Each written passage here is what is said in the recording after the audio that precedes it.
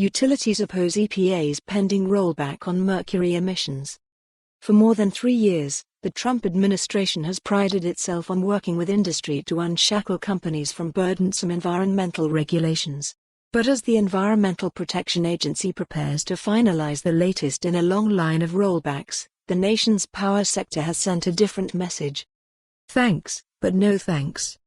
Exelon, one of the nation's largest utilities, told the EPA that its effort to change a rule that has cut emissions of mercury and other toxins is an action that is entirely unnecessary, unreasonable, and universally opposed by the power generation sector. Kathy Robertson, a senior manager for environmental policy at the company, said the industry long ago complied with the rule. And it works, she said. The sector has gotten so much cleaner as a result of this rule. Despite a chorus of opposition from unions, business groups and electric utilities, the EPA is on the verge of completing its proposal as part of a broader effort to overhaul how the government calculates the health benefits of cleaner air. Coal executives have lobbied for it, arguing it represented one of the worst excesses of what President Donald Trump calls the war on coal. The agency plans to declare that it is not appropriate and necessary for the government to limit harmful pollutants from power plants, even though every utility in America has complied with standards put in place in 2011 under President Barack Obama.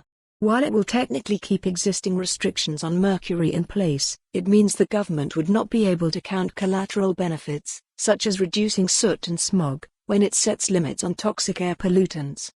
It's a rollback that industry officials argue could open the door to new legal fights, prompt some plants to turn off their pollution controls and ultimately sicken more Americans, also that the administration can rewire how the government weighs the costs of regulation.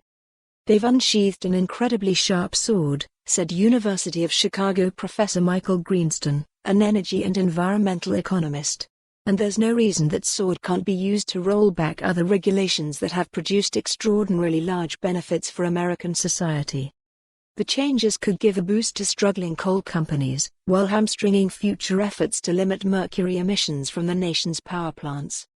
The rule in question, known as the Mercury and Air Toxics Standards, MATS, targets a powerful neurotoxin that can affect the IQ and motor skills of children, even in utero. Between 2006, when states began to curb mercury from coal plants, and 2016, when the Obama-era rule took full effect, emissions have declined 85%. The Obama administration initially projected that the industry would spend between $7.4 billion. For more on this story, visit the news article link.